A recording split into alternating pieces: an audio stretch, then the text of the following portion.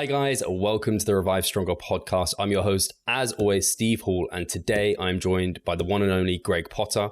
I actually don't know how many times Greg's been on the show, but enough so that everyone listening should be aware of who he is. If you're not, definitely check out the old episodes Greg's been on. He is our kind of resident sleep guru, although guru probably has really poor connotations and I don't think Greg would want that title, but I'm going to have roughly given it to him. But we're going to be doing a sleep clinic today, or that's at least what we've called it, where I've kind of sourced a bunch of questions from our members site and from just Instagram and kind of chucked them over to Greg. And he's done some kind of background work, and we're going to really give you kind of the down low on these questions. And hopefully each episode can be like a bit of a reference where, I don't know, people can search and they can find this podcast and really kind of go and find Greg's answer. And I think everyone realizes hopefully now how important sleep is. So I'm super happy that we can do this and very grateful to Greg for being here and being able to do this. So Greg, how are things on your end? How's life? How's Resilient Nutrition? Those who don't know, Greg is the owner of Resilient Nutrition as well, which is a company I'm really fond of as well. So yeah, how are things over there? All is well. I'm very pleased that the sun is out once again, and also that we're able to see more people now than we once were. And things at Resilient Nutrition are very well. We have some new products coming out shortly.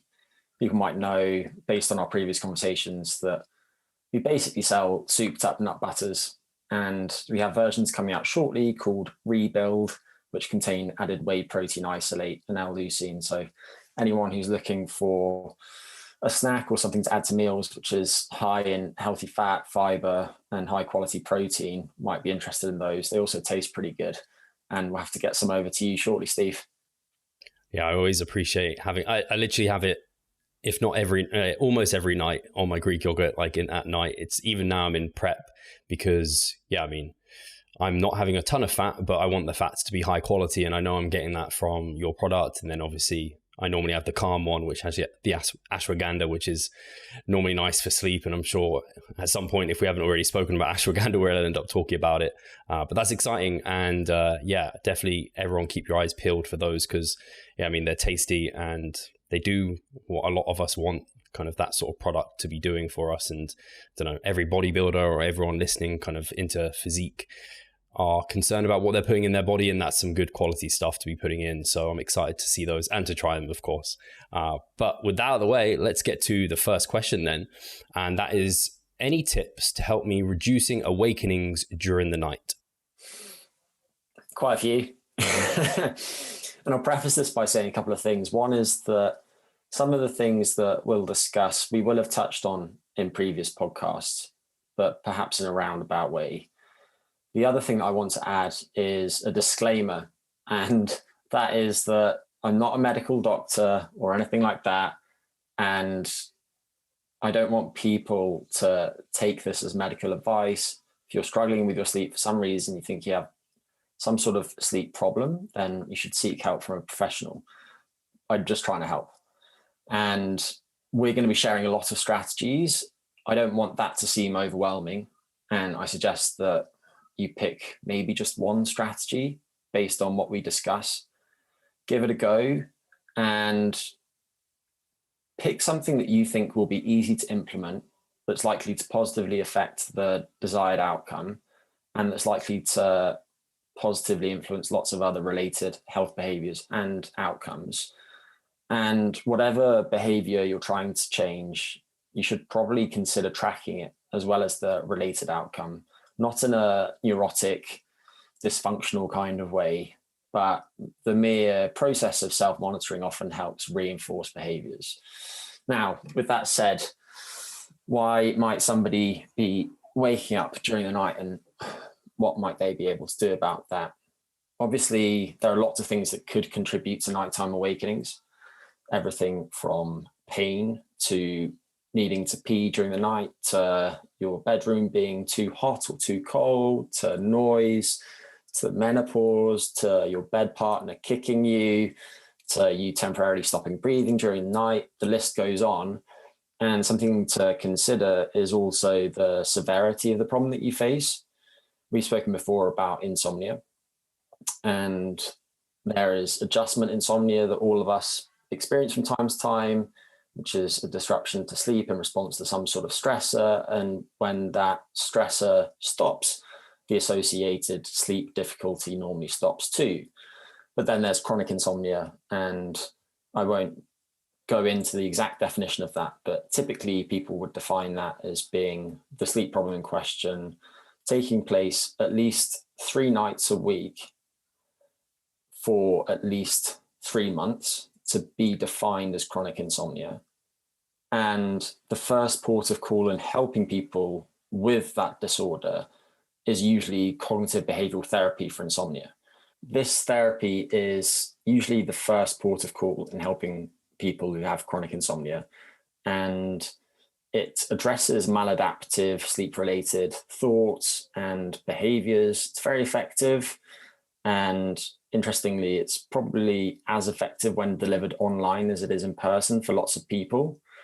There is a freely available web app named Sleepio, and you should check that out if you're concerned. That very helpful. I've used it previously to good effect. And what I'll do is I'll touch on some of the strategies that are used in cognitive behavioral therapy, and I'll focus in particular on the behavioral ones because they tend to be used first and they're arguably most potent, certainly in the short term. One of these is known as stimulus control of behavior. The idea is simply that certain stimuli predictably lead us to engage in certain behaviors. If you're approaching a red traffic light, then you would probably brake on seeing that red traffic light. You do so reflexively. What happens in insomnia is that people learn to associate the bed, the stimulus, with being awake, the behavior. And they will therefore benefit from reconditioning their brains to associate the bed with being asleep. The way they do that is by first saving the bed for sex and sleep only. Second, only going to bed when actually sleepy. And third, if you wake up during the night and you don't fall asleep within 15 minutes or so, don't watch the clock, just go by your sense of time passing. Then you should get out of bed, go to a different room, and do something relaxing in dim lighting. And that third one is probably most relevant in this particular context. To make that process easier, you want to prepare another room in your house or your flat for you waking up in the middle of the night, if that's something that you're commonly struggling with at the moment. And that might just mean leaving a book out for you to read, or making sure that there's a lamp handy so that you can turn that on, because you don't want to go through to that other room and then turn on the overhead lights, because that's more likely to wake you up and then interfere with your subsequent sleep. Next, when you do wake up, you want to have a plan for what you're going to do at that time. And activities like reading are certainly good ones, but I think that there are things that you can do to speed re-entry into sleep. So if you wake up and the first thought that you have is, oh, I'm going to struggle to fall back to sleep now, then one of my favorite strategies is called paradoxical intention. The idea here is to try and address sleep-related anxiety, because what you resist persists. So using this approach, what you would do is you would lie in bed in the darkness, and rather than telling yourself to go to sleep, you would try and gently hold your eyes open, and as time goes by, congratulate yourself for remaining relaxed but awake. And counterintuitively, most people then quite quickly fall back to sleep. The most potent therapy that's used to help people who have this particular sleep problem is called bedtime restriction therapy. And I won't go into all the details of this, but the idea is just that if your sleep is very inefficient, meaning that you're spending, say, 6 hours asleep, but 10 hours in bed each night, so your sleep is 60% efficient, then you'd be smart to reduce your time in bed, which will help you build lots of pressure to sleep during wakefulness. And your sleep will therefore become more efficient. And then as your sleep becomes more efficient, you can start to once again increase your time in bed, so that eventually you retain that high sleep efficiency, but you're also getting sufficient sleep. And the way you do this is you track your sleep for perhaps a week or two, and you therefore estimate how much sleep you're actually getting and how much time in bed you're spending. And you'd match your time in bed to your average sleep duration, provided that it doesn't drop below, say, 5.5 hours. And then you would spend 5.5 hours in bed per night if it was 5.5 hours, and continue to track your sleep. And if your sleep efficiency is 85% or higher for 1 week, then the next week you would bring your bedtime forward by 15 minutes.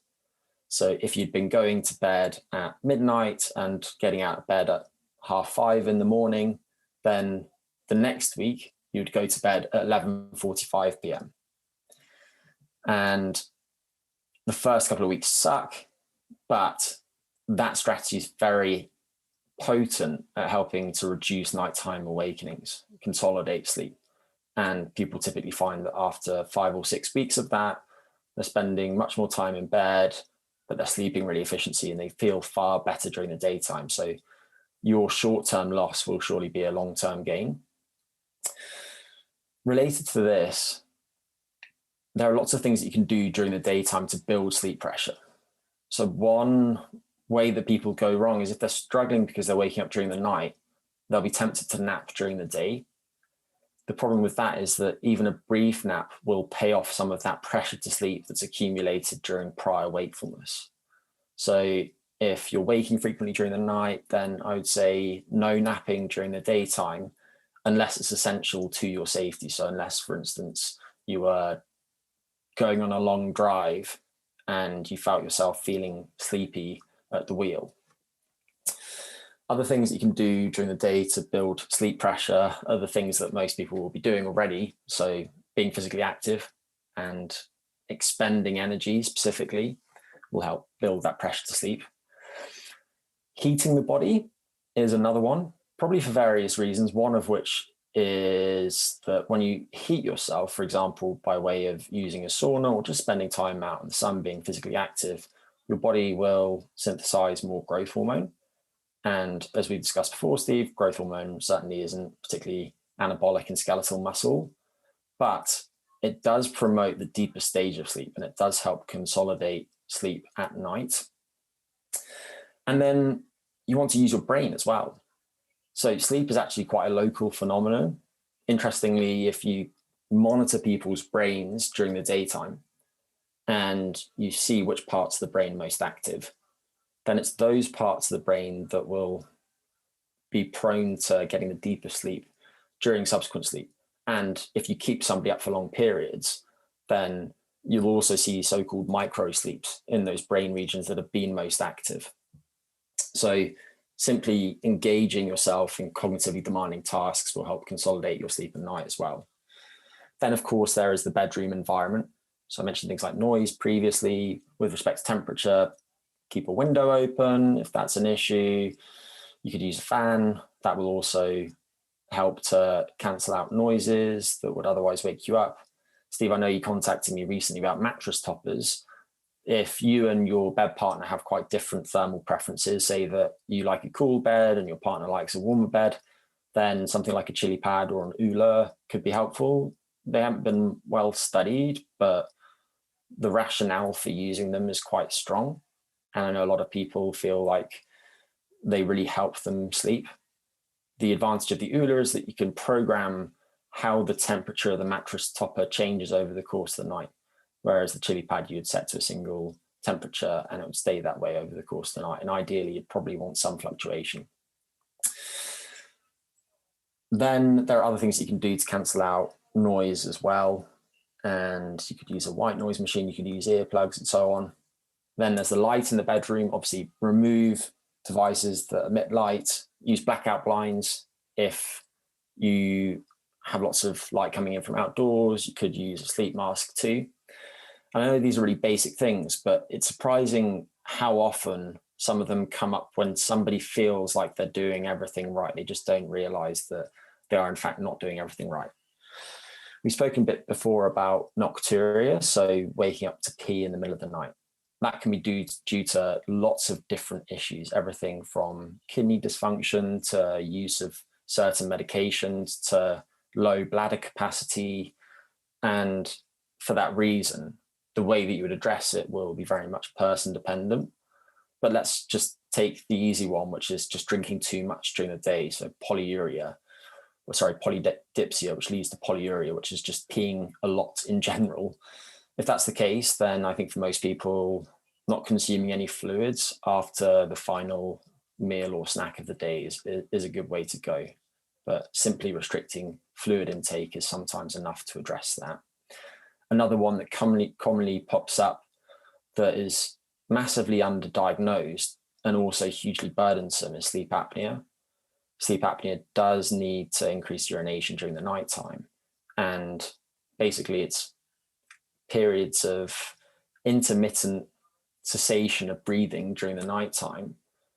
And if your bed partner's ever witnessed you stop breathing, then there's a small chance that you might have this. Or if you're a heavy snorer, I won't go into all the details of it. I'll just say that there's a website,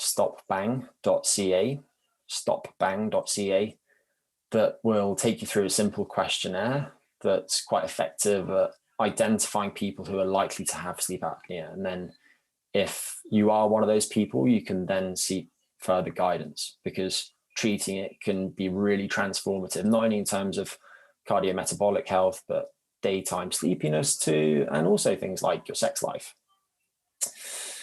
Then there is pain. And obviously pain is a bit of a mythical beast. There are loads of things that can contribute to it. And the way that you address it should be specific to whatever's causing it. But in terms of things that are generally quite helpful, I think that mindfulness meditation can be handy. It tends to raise pain threshold and pain tolerance. And there's quite good evidence showing that regular mindfulness training also improves sleep in many people. So you could just download one of the widely used meditation apps, begin small, maybe just 1 minute in the morning until you've ingrained the habit. And then over time, you can start to do more meditation at each of those sessions. And it has all sorts of other beneficial effects on everything from attention to immune function. Obviously, those effects very much depend on the type of mindfulness training that you do. And I would recommend mindfulness as opposed to other forms of meditation, mostly just because it's been better tested than the other forms. Then another thing that came up in many of your clients' questions was the fact that these nighttime awakenings are more common when they're in negative energy balance. So let's say they're in contest prep, or they're just trying to get beach ready in the summer. And Steve, I'm sure that that's something that you can empathize with. It's and probably right now as well. Yeah. It's just a quick, I know, like you can almost track the number of times I'll wake up in a night and you'll know what phase I'm in and like how deep into a diet I am from that. So for sure. Yeah. And I think the reality is that this is going to happen to pretty much everyone. I haven't heard of many instances of someone just continuing to sleep like a baby throughout their contest prep. And Steve, you know many more people than I do who have been through that process, and I suspect that you feel the same way. Yeah, I think you're genetically set up for contest prep if you can like still have very good sleep that deep, because majority of people, their sleep starts to get sketchy and wake up earlier, very common, go into bed at, like, it just ends up impacting kind of your usual sleep routine. Yeah. So everything that I've just said will apply to you, but I think there are a couple more things that are worth considering. One is how you distribute your energy intake over the day. Steve and I did a podcast on chrono-nutrition, which went quite deep on this subject. But I think in this context in which somebody is chronically in a negative energy balance, consuming relatively more of your day's energy intake late in the day, so shortly before the sleep period, could plausibly help reduce nighttime awakenings. Just because if doing so reduces your hunger during the sleep period, then I think that that's likely to reduce those awakenings. That's purely hypothetical, but I think it's a strategy that's worth trying. And the best way to go about that would probably be if you could train in the afternoon and then align your evening energy intake with that. then you can help offset the otherwise negative effects of consuming large meals late in the day, because for all the reasons that we previously discussed, if somebody's not in a large energy deficit, then consuming relatively more calories and carbohydrates and fats in particular early in the day is likely to be good for metabolic health. But the best time at which to train, at least in terms of your body's clock, is probably in the late biological afternoon if you're doing strength training. Then another issue that a lot of people face is just overdoing stimulants. And the most relevant of those, of course, is caffeine. If anyone's interested, then I recently wrote a blog about caffeine named In Defense of Caffeine at resilientnutrition.com that goes into a fair bit of depth about caffeine, how it works, and how to get the most out of it. But I think as a general guideline, capping your caffeine intake by at least 8 hours before your planned bedtime is a good way to go, and restricting your daily intake to no more than 3 milligrams of caffeine per kilo of body weight per day. You can use the website caffeineinformer.com to estimate your intake. Is a good place to start, but there are massive differences between people with respect to how they metabolize caffeine. So you need to go with how you feel personally. I'll just add that a lot of people feel like consuming lots of caffeine doesn't negatively affect their sleep. It actually does. One thing that I really frequently see with clients is consuming dark chocolate late in the day, having a few squares after dinner, and they just don't realize that some dark chocolates are absolutely loaded with caffeine and a related stimulant named theobromine. It's not as potent a stimulant. It's in the same class of compounds, the methylxanthines. But if you consume a 45-gram hit of my favorite Montezuma's 100% cocoa chocolate, then you're getting about 150 milligrams of caffeine. So that's 2 espressos. Wow, that's a lot. Yeah. Damn. Yeah, that is a lot. And that will negatively affect your sleep, believe it or not. And then the final thing that I'll just add is track your nighttime awakenings, like I mentioned at the start. And I won't keep repeating that for the upcoming questions, but track the behavior that you're changing and track the thing you're interested in. And if you're tracking nighttime awakenings, then you could use a wearable, as we'll get to later, but you could also intermittently use something like a sleep diary or a sleep questionnaire. If you want to use one every month or so, you could use the PSQI, the Pittsburgh Sleep Quality Index. If you want to use a sleep diary every night, I like the Consensus Sleep Diary, and I think there's one freely available at consensussleepdiary.com. Hey, Pascal here. I just wanted to take the moment to talk about our membership site. Inside, you'll find a thriving forum, an extensive exercise library, courses, presentations, and research reviews. All I need you to do is hit the link in the description below and sign up.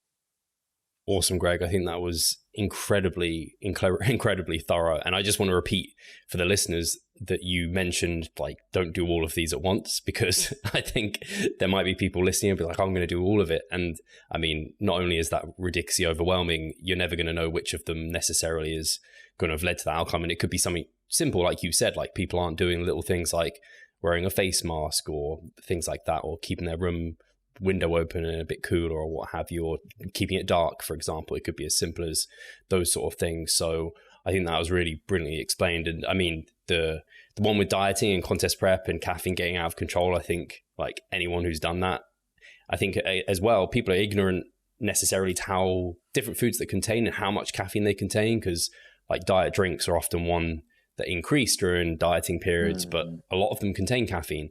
And that can quickly, if you consume like a liter of, I don't know, your favorite Diet Coke or something, there's a lot. Yeah, Pepsi Max is even higher. So there are caffeine-free versions, but they don't taste as good.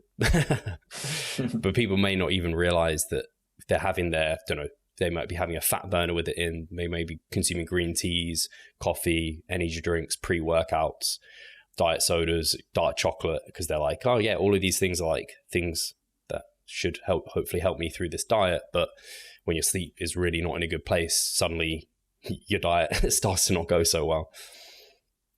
And I guess one thing, the only thing I'm thinking of that people might be thinking is supplementation. I'm kind of glad you haven't mentioned any supplements, and maybe they're your last port of call, or you wouldn't even go that far.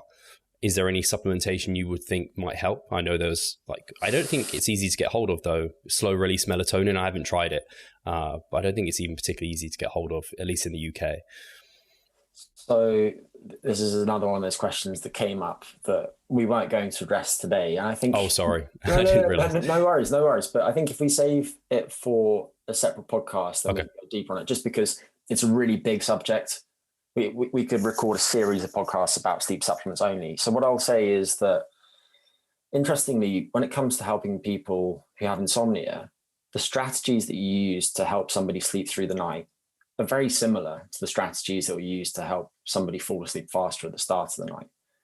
One of the differences is that if somebody is taking a sleep medication or a sleep aid, then the type that you use might differ. So you mentioned slow release melatonin.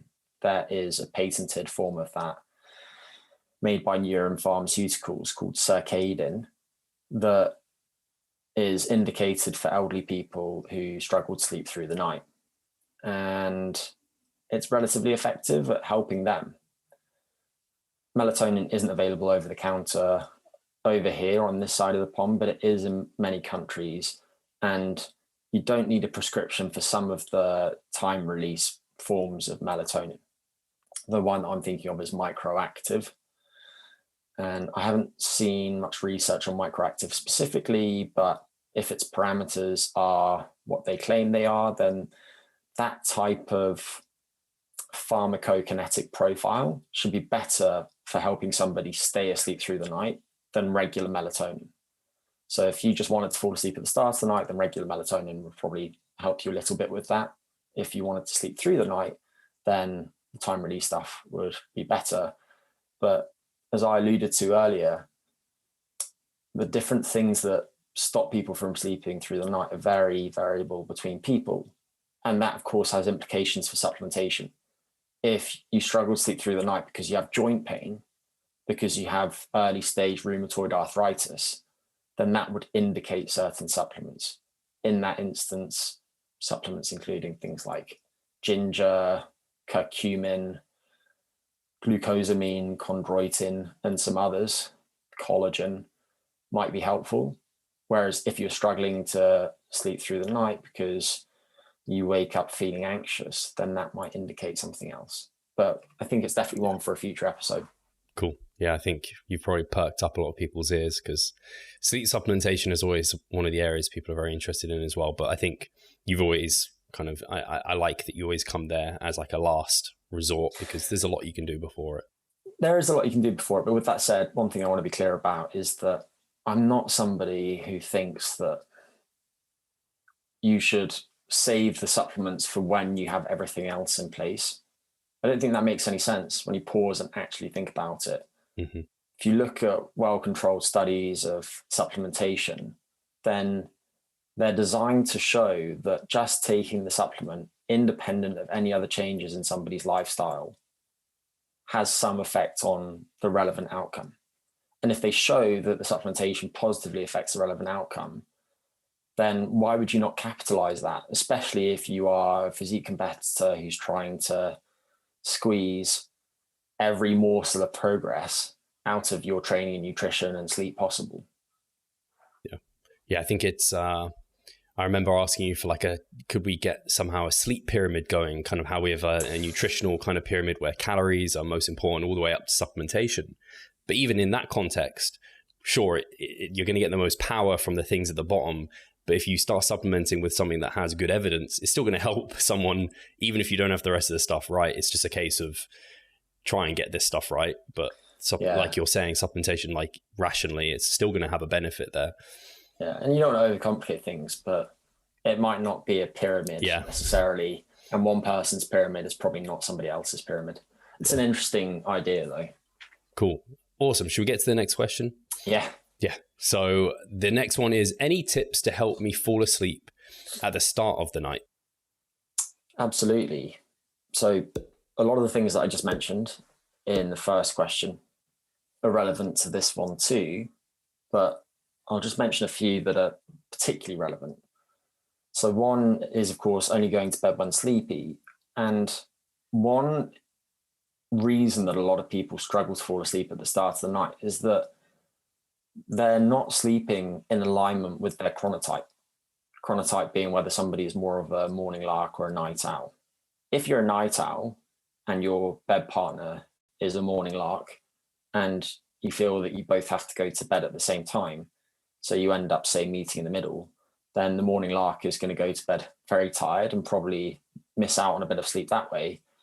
And the night owl is going to go to bed not feeling particularly sleepy and is then going to lie in bed awake for the first hour, which is not ideal, especially if you think back to the idea that we're trying to recondition people with sleep issues to associate the bed with being asleep. So wait until you're actually sleepy before you go to bed. Even if you have to wake up in the morning to an alarm to get you out of bed, if you then wake up in the morning to the alarm, then that will get you up and about and exposed to light, which will help anchor your body's clock early in the day. But also, because your sleep period's been compressed, you'll build lots of pressure to sleep, both of which should help you then fall asleep earlier the following evening. Related to that, you could actively try to move your biological clock earlier, which will help you fall asleep earlier. The way that you would go about that would be to get outside within a couple of hours of waking if the sun is up, and spend at least half an hour outdoors without sunglasses on, exposing your eyes to that bright light. And even if it's an overcast day, the intensity and the spectrum of light you're exposed to will help you shift your body's clock earlier. And then at the other end of the day, in the 2 hours or so before bedtime, you want to systematically reduce your exposure to light, and in particular to short wavelength light, which often appears as blue or green light, but full spectrum white light also has a lot of short wavelength light in it. And that's a subject that we can come back to later. Then, of course, there is, caffeine. Again, the reason I mention it this time, though, is that while caffeine will reduce adenosine signaling in the brain, and adenosine is the main chemical that's involved in that buildup of sleep pressure that we feel the longer that we've been awake. Consumed late in the day, caffeine will also shift your body's clock later. There was a nice experiment done by Ken Wright and his colleagues a few years ago showing that when people had just under 3 milligrams of caffeine per kilogram of body weight shortly before bed, they delayed their plasma melatonin rhythms by about 40 minutes. So independent of the effect on sleep pressure, it has some effects that will interfere with your ability to fall asleep at the start of the night. Then I mentioned the importance of raising your body temperature during the day if you're trying to build lots of pressure to sleep. One strategy that's very helpful is having a hot shower or hot bath in the 1 to 2 hours before your planned bedtime. You probably want it to be something around 40 degrees Celsius, if not slightly higher. Stay in there for 10 minutes, if not slightly longer. If you do that, then you'll raise the skin temperature of your extremities by a couple of degrees Celsius. That counterintuitively will help you radiate heat out from your core, facilitating the drop in brain temperature that's important to sleep initiation. And if you use a sauna instead, then my guess is that you might want to use that a little bit earlier, because sauna could actually raise your core body temperature substantially.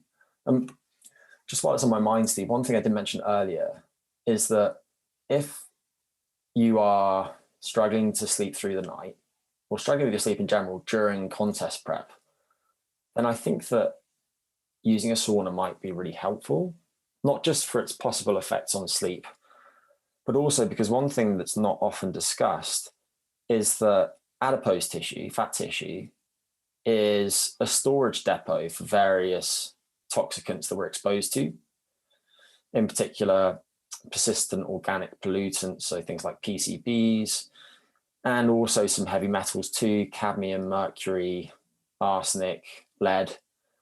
And as you lose fat, a lot of those will then enter your bloodstream. Your body needs to detoxify those. And you can excrete those through various pathways. You'll urinate some of them out, for example. But there's been some nice work in recent years by people like Stephen Genius fantastic name, showing that when people use the sauna or just sweat a lot, they excrete a lot of those via sweat. So let's say that you've been exposed to lots of mercury in your life because you're a bodybuilder and you just happen to consume massive amounts of canned tuna. That will catch up with you, even if you don't realize it, and it will be negatively affecting various aspects of your health. I don't want to sound alarmist, but it will. And using a sauna as you're losing fat will help you, because the process of losing fat will liberate a lot of these toxins that have accumulated in your fat tissue.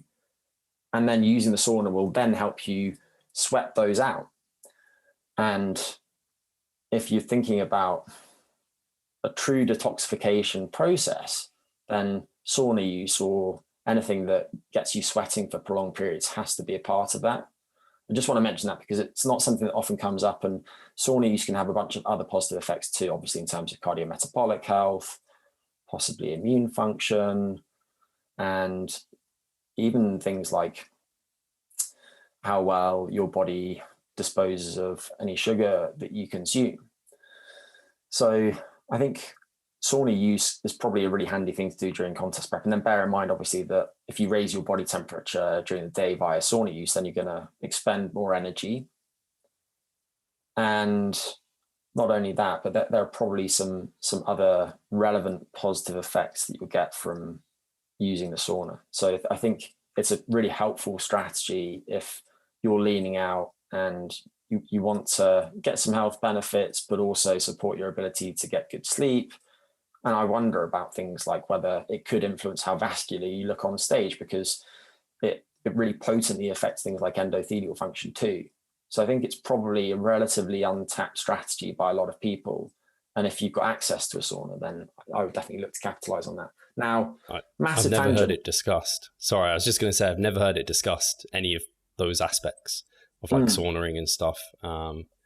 You can buy like sauna suits, can't you? Like plastic suits you can put on at home. I don't know if they're as good, but I'm just trying to help me make it more kind of approachable. And the important thing is to get yourself sweating. And Steve, you'll be spending probably more of your time than you would like sweating at the moment while you're lugging around that heavy vest. But if you use a sauna suit to the same effect, then you're going to experience many of those same benefits. They're probably independent effects of the raised temperature that are beneficial. So, for example, a lot of viruses can't survive above a certain temperature. And many people are therefore interested in the use of sauna during the COVID-19 pandemic. And I think that makes a lot of sense. But if you go to a gym in which you have access to a sauna, like many of the UK gyms do, I think plugging that in, preferably away from your workouts, be really handy.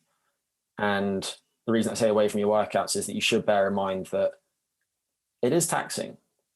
Your cardiovascular system in particular responds quite strongly to sauna use, as does your endocrine system. So if you just stick half an hour in the sauna on the end of every session, then you might find yourself feeling quite fatigued quite quickly. So don't go overboard with it, but definitely consider including it as part of your strategy. Sorry, yeah. It sounds, it's got my cogs going because I'm like, how can I get access to this sauna? But actually, like if the light's been coming in, they're flat enough, and I'm like posing practice, I end up dripping with sweat when I do that. So maybe I just need to do like a few rounds of posing practice, really get a sweat on. And actually, it's incredibly tiring. So I can see that. So no, very interesting, and interesting about the vascularity as well, because that's always something bodybuilders want on stage. Yeah, absolutely. Yeah. And I suspect that it probably would support angiogenesis in some people, so the formation of new blood vessels in some people. Whether that's true of somebody who's highly trained, who's already doing a lot of high repetition resistance training, don't know, probably less likely to be the case. Definitely won't hurt. Just don't be an idiot and go nuts with it, and make sure that you hydrate well around the session. Also, don't do it if you've been drinking lots of alcohol the night before. Okay, with that said, going back to the original question about falling asleep faster, tangent over. I think other things to try would be if you're struggling to fall asleep at the start of the night because you're ruminating a lot, then something I think I've mentioned to you previously, Steve, is scheduling worry time. Yeah. And the idea is just that if you're busy during the day, then that busyness will suppress a lot of your concerns. And then as you take your foot off the accelerator late in the day, those concerns will percolate to the surface of your mind. And that rumination could then interfere with your ability to fall asleep. So scheduling 10 minutes or so around dinner time, maybe at the end of dinner time, in which you sit down with a pen and a piece of paper, list your concerns and list the smallest, easiest next thing that you can do to address those concerns, can be really helpful in this particular context. And then somewhat related to that, making a to-do list, which you could do at the same time for the next day. If you're somebody who's very busy and has lots to get done and is prone to going to bed thinking about everything that needs to be ticked off in the next 24 hours, can definitely help people fall asleep faster if they're experiencing some sort of transient insomnia. And people like Michael Scullin from Baylor University have done very nice work showing that in recent times. Then I think another big one at the moment is screen time. During the pandemic, most people are using their electronic devices, smartphones and so on, more than they were previously. And that can, of course, interfere with sleep through a few pathways. One would be the exposure to light from the device. My guess is that that has pretty small, if not meaningless, effect on sleep if you're spending plenty of time outdoors during daylight. But with that said, I think there's then the content of the media you're exposed to. So if you're exposed to lots of distressing news, if you're doom scrolling through BBC website or whatever, then that will negatively affect your sleep. And then there's the loss of sense of time passing. That's probably most relevant to anyone who has Netflix on autoplay. And that's going to push back your bedtime, but all those things can be somewhat mentally alerting as well. And one other thing to mention that I pretty much never hear discussed, which isn't to say that's not being discussed, maybe it's just my choice of media that I consume, is that your brain needs downtime. It needs time each day in which to mind wander. And if you're constantly listening to something through your headphones or scrolling through your social media feed, then it never gets that downtime. The reason that this is particularly important to sleep is that it's during that mind wandering, which is driven by increased activity in a network in the brain known as the default mode network, that your brain tags various concerns, things that you've got on your mind for processing during sleep later that night, specifically during REM sleep when you do most of your dreaming. And if you don't have that downtime, which you let your mind wander, then what will happen is you'll go to bed and your brain will need a period when you first get into bed to do that tagging. And therefore, if like me, you're someone who's quite keen on learning new things and prone to always trying to be productive, always listening to a podcast while you're on your feet or speaking to someone on the phone or answering emails or whatever, making sure that you go for a walk each day in which you don't have your phone with you or you have it on airplane mode can be a game changer for sleep. It's not well studied, but that's definitely my impression. And then with respect to pre-sleep phone use, I think stopping using your phone at least half an hour before bedtime is doable and helpful. There was a nice study published last year looking at young adults showing that among people who have problematic smartphone use, if they turn off their devices half an hour before bed and keep them off until the morning, they fall asleep faster, they get more total sleep, their sleep is more efficient, their subjective sleep quality is better, and the next day their working memory improves as a result of those improvements in their sleep. So just restricting your phone use around the sleep period and keeping your phone out of your bedroom is definitely really important. And then finally, having relaxation exercises to help you fall asleep when you go to bed can be really handy. And paradoxical intention isn't a relaxation exercise, but I mentioned that earlier, that is relevant in this context too. Then there are things like deep breathing. You want to breathe slowly through the nose, deeply. The rate at which you breathe will be person dependent, but a lot of people suggest that getting down to breathing around 6 times per minute while you're doing this type of exercise is a good way to go. That will help quieten activity in the sympathetic branch of the autonomic nervous system, boost activity in the parasympathetic branch, both of which will support healthy sleep. Then there's progressive muscle relaxation, really helpful for athletes in particular, and anyone who does lots of exercise. The idea is to sequentially scan through your body, probably start with your toes, contract your toes, hold the tension for 5 seconds or so. As you relax that muscular tension, exhale, and then progress upwards through the body. So you then move to the rest of your feet, your calves, your thighs, and so on until you're up at your face. That can be very helpful, especially in people who carry lots of muscular tension. And then also there are lots of forms of biofeedback that have been used to good effect over the years. Not necessarily does require some sort of device, but the idea is just that if you can develop more awareness of various processes that are involved in arousal, and you can gain more voluntary control over those. So examples of these would be your heart rate or your breathing frequency.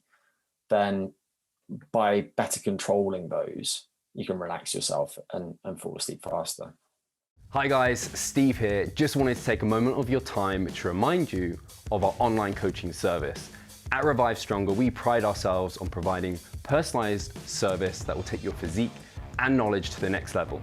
If you're interested, check the description and sign up. Really interesting. I think there's a lot of different strategies someone can use. And actually some of those I think you could probably combine with one another almost. Like you turn your phone off half an hour before bed, go have a hot shower or what have you. Actually, you mentioned that temperature. Is there like a way of gauging it? If you like, I don't know, most people would just probably have like a standard shower.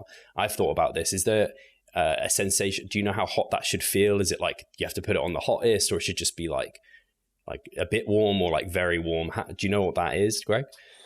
Well, I think a lot of modern showers will have temperatures on the actual shower knobs, but otherwise, yeah, no, I know, not ours here either, but otherwise, the way that feels is not hugely uncomfortable by any means. I don't want you to get into a hot shower and scold yourself. Yeah. And I'm also not suggesting that you take your thermometer into the bath with you, but I think just making sure that it feels hotter than just being lukewarm, but also not so hot that it's deeply uncomfortable, and then staying in there for at least 10 minutes. Doing that an hour or two before bed is a really good way to start. Yeah. And when you're in contest prep, you have to start exfoliating, shaving more often, all this malarkey. So join it like with your, what's it called? Your like teeth hygiene regime and everything. So yeah, 10 minutes is quite a long time for a lot of people. I've like in terms of showering. So I'm just saying it from personal experience. I'm trying to like do as many things as I can in the shower. Like you said, like being productive as much as possible. One question I had, Greg, was relating to kind of going to bed when you're tired. I have experienced this, and I think it is a thing where you can push past that point. You want to watch the next show on Netflix or whatever, but you're feeling sleepy, but you decide, I'll wait it out. And then, I don't know, half an hour later, you're suddenly not as tired as you once were. Is that kind of, what's the problem? Is that a problem? What have you done there potentially? It can be a problem if it's causing you to spend less time in bed than you need on a regular basis. And I think that if you do push through and then all of a sudden half an hour later, you feel quite alert, you shouldn't force yourself to go to bed. You should wait until you're sleepy again and probably engage in activities that will help you feel sleepy faster. In terms of why that happens, I've heard a lot of people speak about ultradian cycles in various aspects of brain function over the day. We've discussed before circadian rhythms, which are these rhythmic processes that recur roughly every 24 hours and are important to numerous aspects of our biology. So the most obvious circadian rhythm is the sleep-wake cycle. Ultradian rhythms occur over much shorter timescales. So your heartbeat is an ultradian rhythm. And during sleep, we pass through these different cycles of sleep roughly every 90 minutes. Those are also ultradian rhythms. And some people say that we have ultradian rhythms in various brain processes during the day as well while we're awake. I've looked a couple of times for that literature and I have not found much on it. So if anyone is familiar with that research, then I'd love them to forward it to me. And I've also heard some very prominent, celebrated neuroscientists with large followings discuss this at length, and I just can't find the research on it. So I might be looking in the wrong place. If anyone is familiar with that, then please get in touch. Interesting. Yeah, I know it's happened to me where I've like, I don't know, it's earlier than I normally would go to bed, and then I'm like, oh, like maybe I'll go to bed, and then I force myself to kind of stay past it, and then I do wait until I'm tired again. And normally it doesn't have a big impact, but I just wondered if you were to consistently do that, whether or not that would start. And like you said, if you're feeling well rested and wakeful and it's not having that negative impact, it's probably not something to super stress about. Should we get to the next question? Yeah, sure. Cool. So next question is, how do I wind down efficiently if I can only train late, for example, finishing 90 minutes before bed? Many of the same ideas apply. I feel massively boring saying that, but just add that proviso. Now, with that said, I think when you finished your training session, I think having a hot shower straight after makes a lot of sense given what we were just discussing. Ideally, those late sessions wouldn't be the highest load sessions. When I say load, I'm really talking about both the volume and the intensity of the sessions. And for some people, they won't have any control over that, and their only opportunity to get to the gym will be late in the day. So if that's the case, then so be it. But otherwise, let's say that you work Monday to Friday, and then you also go to the gym one weekend day, and you're on a split in which one of your sessions is the hardest session each week. If that's the case, then I'd probably schedule that harder session for Saturday or the Sunday in which you go to the gym, and then save the other sessions for after work during the working week. Now, with that said, I think otherwise you want to minimize undue stresses. So let's say that, like you, Steve, you train at home, and if that's the case, then things like how loud the music is have alerting effects. So simply trying to reduce some of those would probably make sense. Then there is your exposure to light around the training session. I'm not suggesting that you go into the gym wearing blue blocking glasses. I think that would be stupid.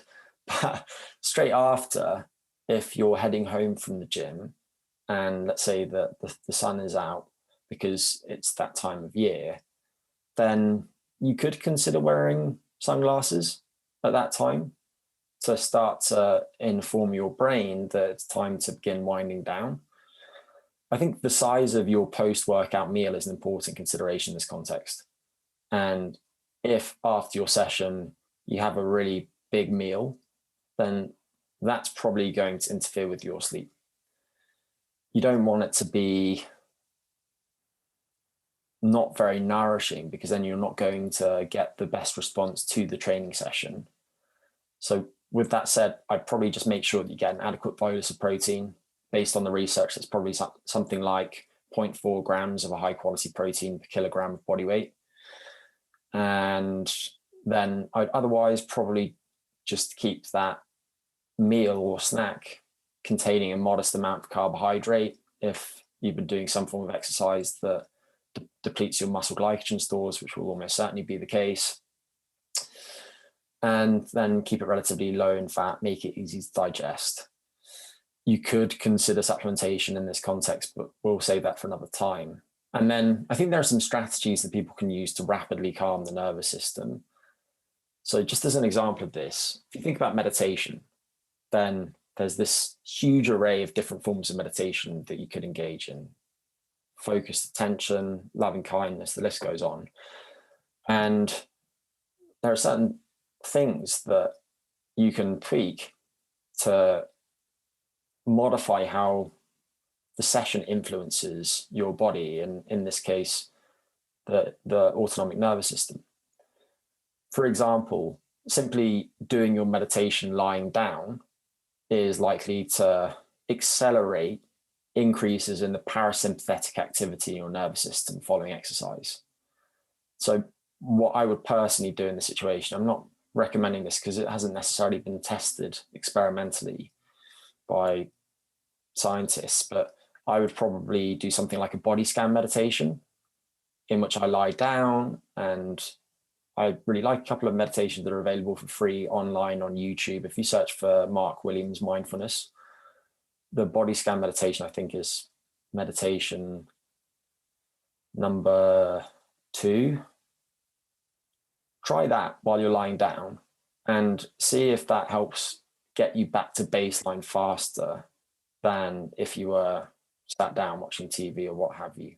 But otherwise, use some of those strategies that we've discussed previously, and just bear in mind that ideally you would move your training around a little bit. Awesome. It's just got me thinking on that. Is there any difference between, say, typically, I guess you want a wind down period, which is kind of what you're describing there. Is there anything different versus kind of working late? If, say, one night you were working later than you normally would, and maybe it's, I don't know, you've only got an hour before you typically are going then to bed. Normally you'd have multiple hours before that. Is the techniques that you'd kind of prescribe be similar in that case? They would. Yeah, they certainly would. Arguably, there are reasons to think that they should be a little bit different, just because the way that the exercise and the cognitive activity respectively could affect your sleep are slightly different. But practically, I think the strategies are going to be much the same. It's just there are other considerations too, like the fact that if you have to return home from the gym, then that's not relevant if you're already at home working. So all of a sudden your exposure to daylight, because the sun's up until after 9 p.m. at the moment, isn't relevant, if that makes sense.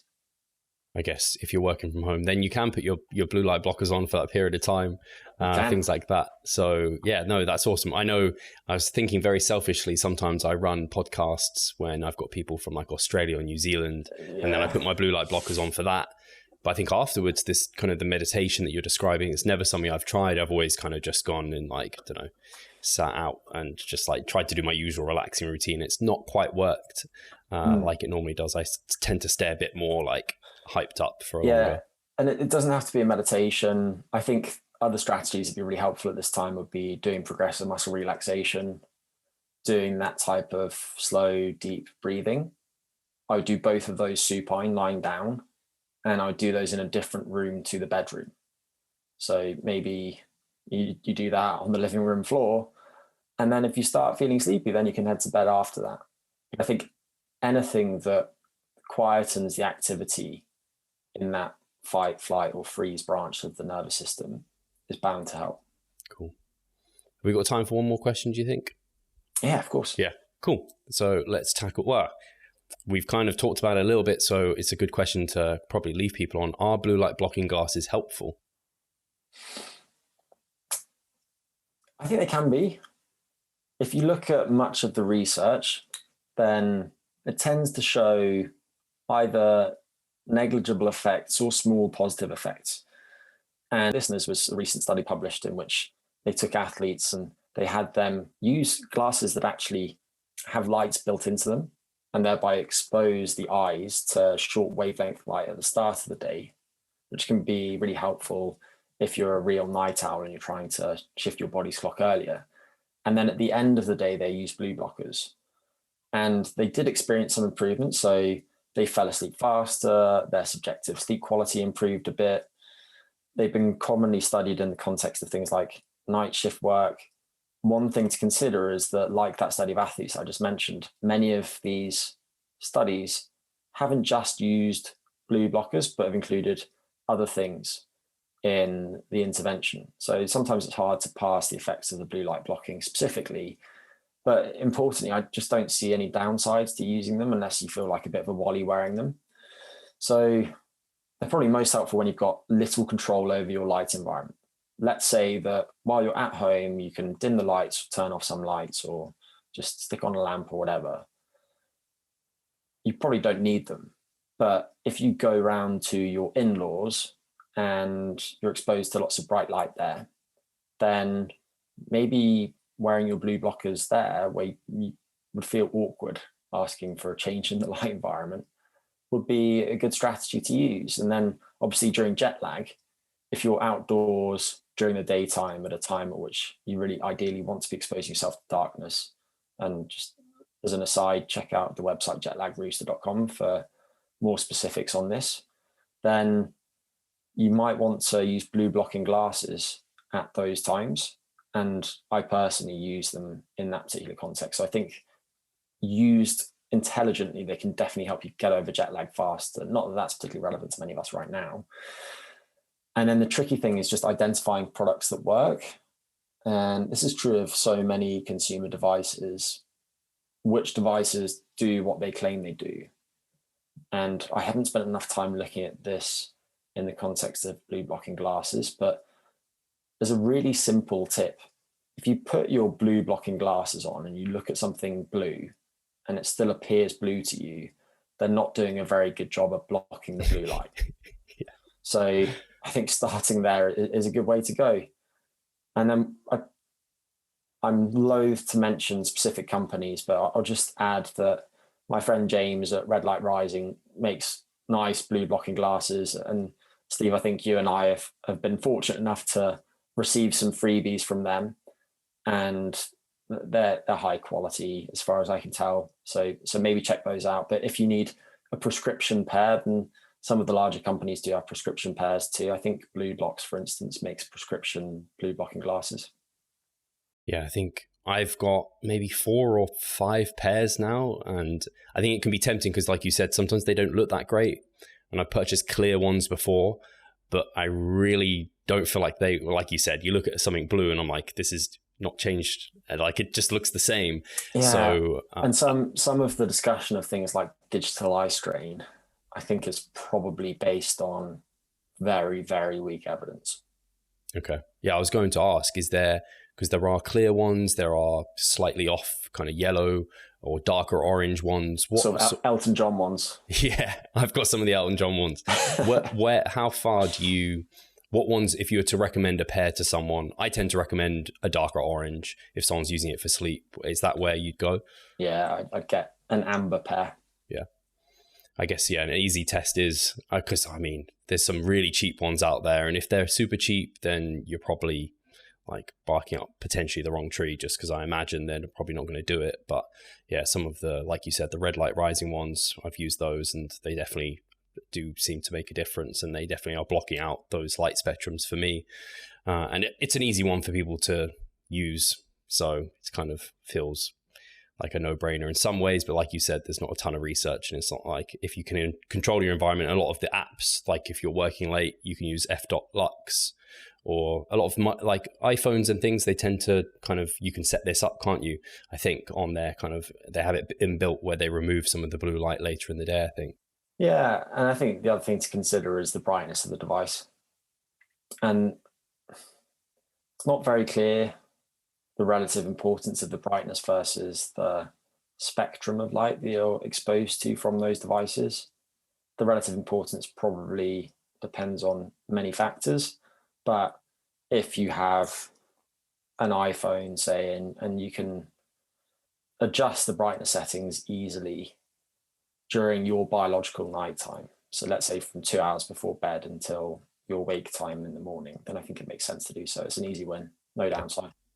And that's when you'd recommend putting them on like 2 hours before your bedtime. I think we've talked about it even before in a previous podcast. Yeah, so if you look at melatonin synthesis, then there's a sharp spike in melatonin synthesis by the pineal gland in the brain, beginning roughly an hour and a half, maybe slightly longer than that, before when you would typically fall asleep. So if you're hoping to fall asleep at 11 p.m., then you probably want to stick them on sometime around 9:30, if not slightly earlier. So maybe 1.5 to 2 hours before your planned bedtime. Cool. Perfect.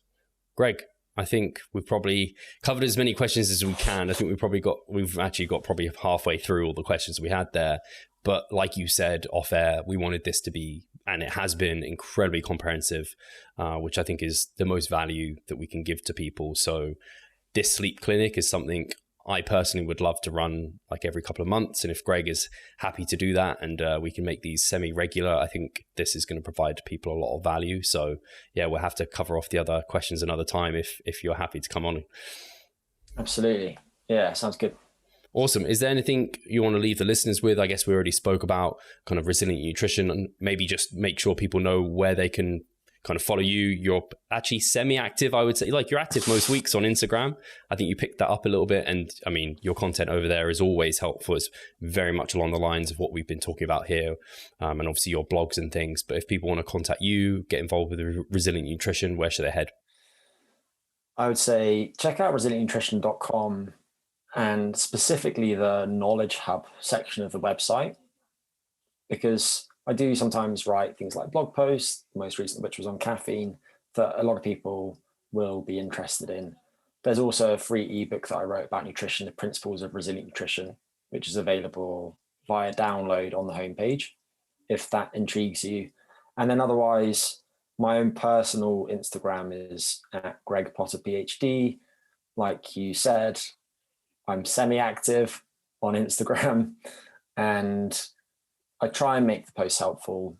They might be a bit spotty in terms of their frequency, but it's normally something related to how lifestyle affects health, and often sleep specifically.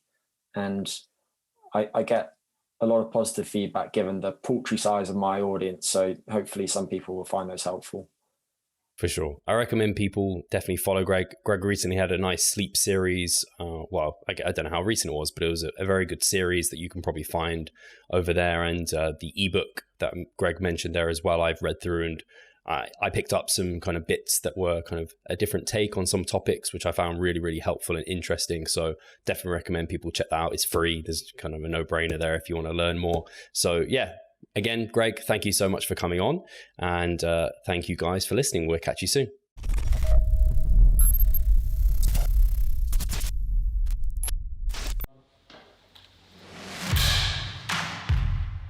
So I'm Steve Hall, founder of Revive Stronger and a coach of Revive Stronger. My name is Pascal Flor. I'm the co-owner of Revive Stronger and also a coach, of course. Revive Stronger has probably been going solidly for 3 years, roughly about 3 years. Revive Stronger, to me, it is becoming kind of my child, my foster child. It's the gathering and getting together of like-minded people. We've been expanding the coaching team, which is helping us help more people, but each coach can only help a certain number of people.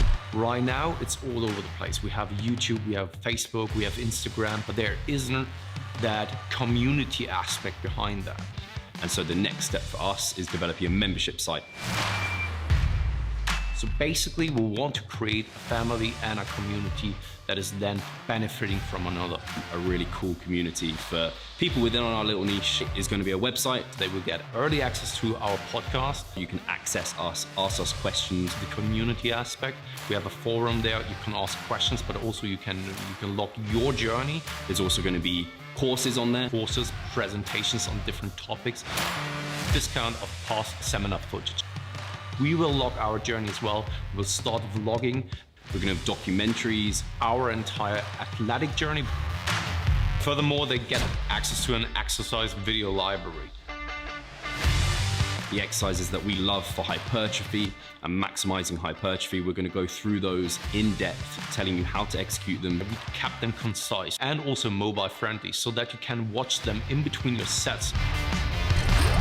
I'm super excited to grow this community. The amount of value that we're going to be delivering is huge, and I'd love you to be part of it. You will get so much out of that. I'll see you inside.